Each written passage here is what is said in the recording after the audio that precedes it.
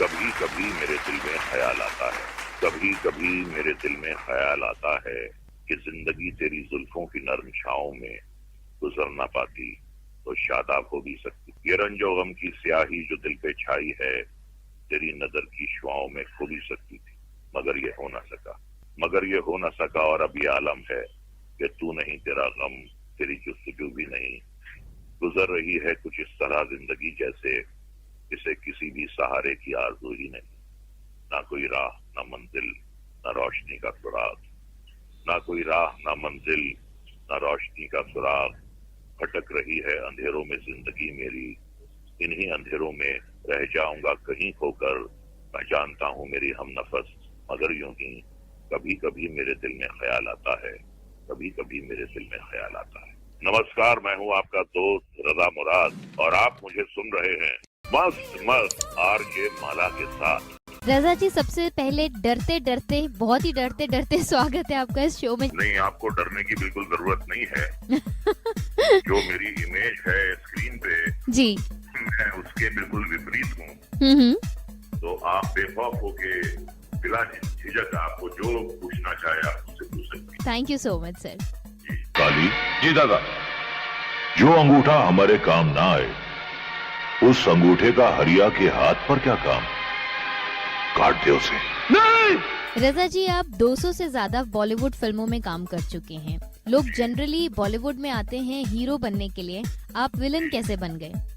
देखिए, पहले तो मैं आपको करेक्ट करना चाहूंगा, मैं 200 से ज्यादा नहीं बल्कि अब तक जो मेरी फिल्में लगी हैं जी 18 मुख्तलिफ जबानों में जी, वो 476 मेरी फिल्में आज तक रिलीज हो चुकी हैं। Wow, that's great. और बस 500 फिल्मों की तरफ मैं चल पड़ा हूँ जी।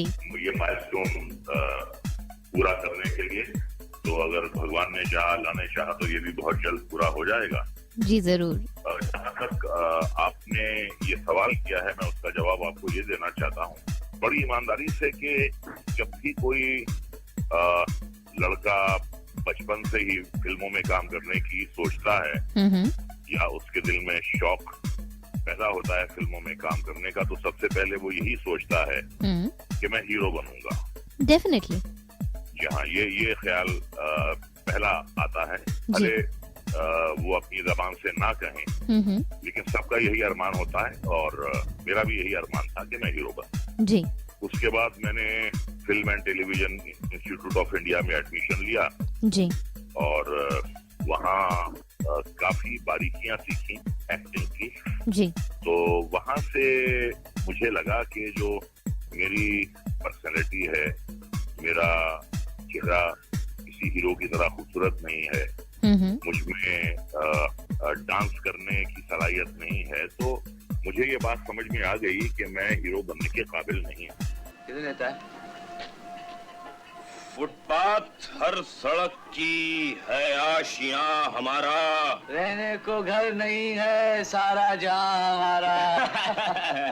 जी। अच्छा, उस जमाने में बड़े बड़े चॉकलेट फेस हीरो आते थे, तो वो जमाना अलग था। वो हीरो के लिए जो सबसे बड़ा क्राइटेरिया होता था वो उसके अच्छे लुक्स हुआ करते थे, तो वो लुक्स मेरे पास नहीं। तो बात मेरी समझ में आ गई कि एक जो कन्वेंशनल हीरो होता है उस जैसे मेरे लुक्स नहीं है। जी। तो मैंने सोचा कि या तो मैं विलनिश रोल्स करूंगा या मैं कैरेक्टर रोल्स करूंगा। तो ये मैंने बात अपने जहन में बिठा ली थी और मैं तैयार हो गया था कि जैसे ही मैं पास होऊंगा यहाँ, तो I look out for either for character roles or for villainish. Raza ji, आपके फादर मुराद जी बॉलीवुड एक्टर थे और इस चीज का जब कोई फैमिली में कोई ऑलरेडी बॉलीवुड में होता है तो उसे उसका फायदा अक्सर होता है। आपको इस बात ने कितनी मदद की और बॉलीवुड में आपका डेब्यू कैसे हुआ? देखिए, पहली फिल्म मिलने में ज्यादा दिक्कत नहीं हुई जी, लेकिन फिल्म रिलीज होने के बाद काफी दिक्कत हुई। मैं आपको बताता हूँ, बी आर इशारा साहब ने एक फिल्म बनाई थी चेतना। जी। पूरी इंस्टीट्यूट की उन्होंने टीम ली थी, FTII की। जी।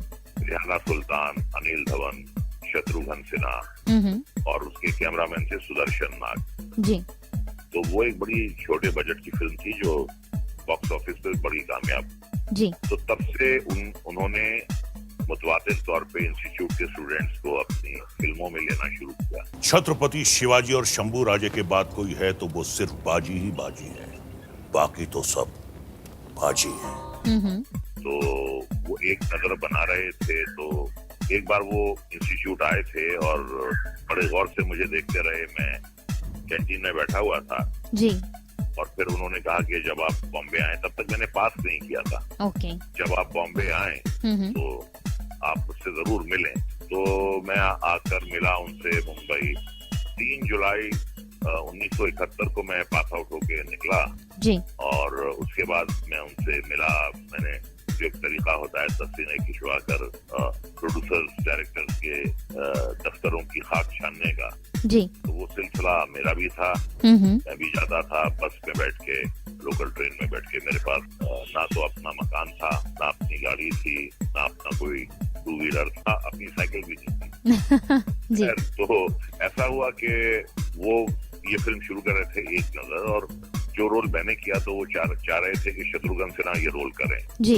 लेकिन वो इतने मसरूफ हो गए थे कि उनकी डेट्स उन्हें मिल नहीं पाई, कॉम्बिनेशन अमिताभ बच्चन और जया भादुरी के साथ। जी। तो फिर उन्होंने मुझे अप्रोच किया और 2 अगस्त 1971 को मैंने उसकी शूटिंग शुरू की। जी। तो ये इस तरीके से मुझे पहली फिल्म मिली। घर का दूध चाहे जितना शुद्ध हो, बाजार की चाय पीने का कुछ मजा ही और होता है। रजा जी, फिल्म एक्ट्रेस जीनत अमान आपकी कजिन है। जी जी। आप दोनों ने ही बॉलीवुड में अच्छा खासा काम किया है।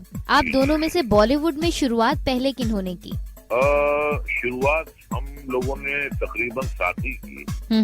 वो मुझसे कुछ अरसा पहले आ गई थी। जी।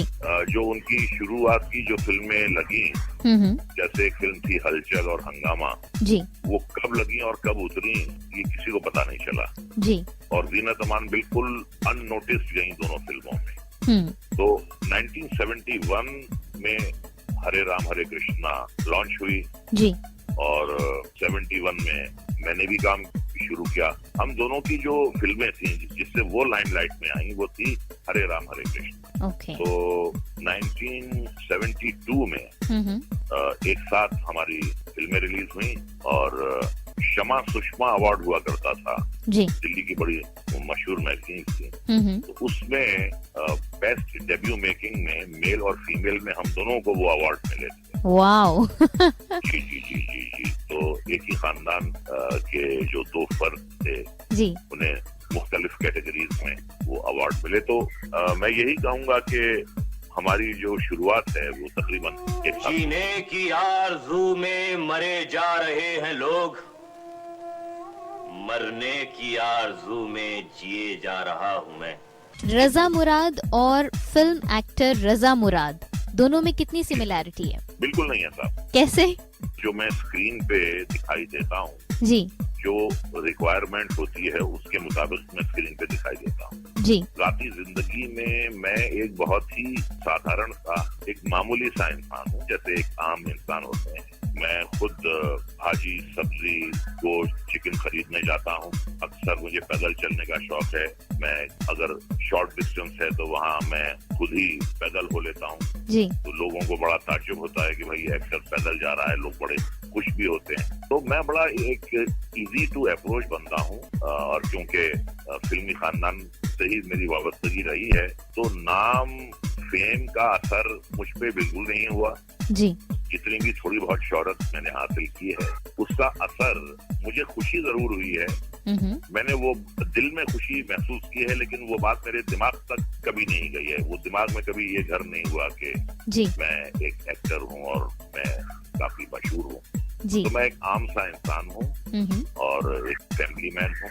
जैसे एक आम इंसान एक साधारण सी जिंदगी जीते हैं, वैसे ही मैं अपनी जिंदगी जीता हूँ। जी। मुझ में कोई ऐसी खास बात नहीं है जो जिसका मैं आपसे जिक्र कर सकूं। साथी जिंदगी में कोई ऐसी खास बात मुझ में नहीं है जो किसी आम इंसान से ना हो।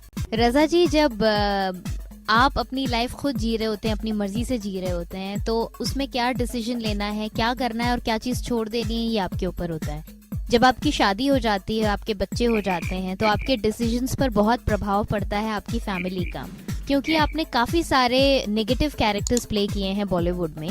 तो आपको कभी बच्चों ने ये नहीं कहा कि पापा ये काम अब आप नहीं करेंगे?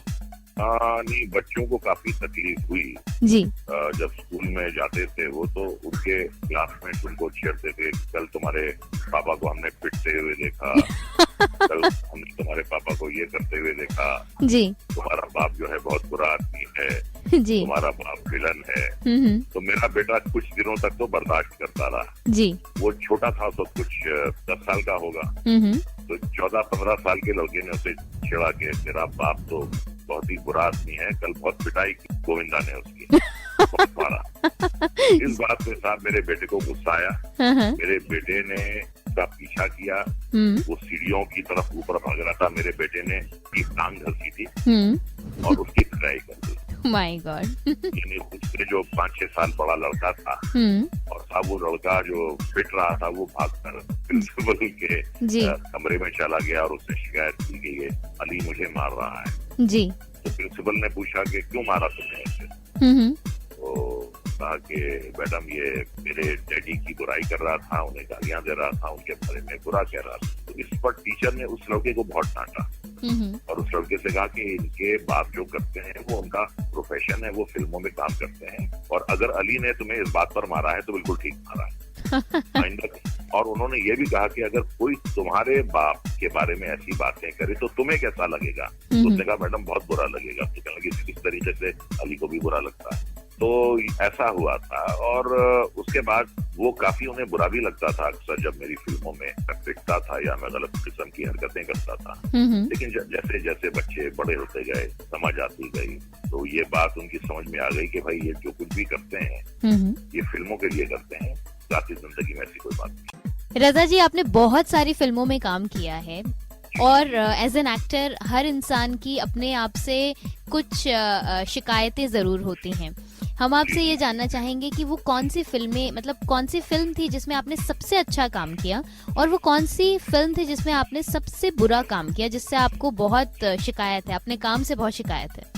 देखिए, मेरी जो सबसे अच्छी फिल्म है जी, वो 2 फिल्में हैं। मैं फैसला नहीं कर पाता हूँ कि सबसे अच्छी इन दोनों में से कौन सी है, लेकिन दोनों फिल्मों का मैं आपसे जिक्र करता हूँ और इत्तेफाक से ये दोनों फिल्में जो हैं ये आर.के. बैनर्जी हैं। जी। एक है मेरी राम तेरी गंगा मैली और दूसरी है हिना। जी। तो राम तेरी गंगा मैली राज साहब की आखिरी फिल्म थी और सबसे बड़ी हिट थी, और राज साहब का ख्वाब हिना बनाने का था जो उनके बेटे ने पूरा किया।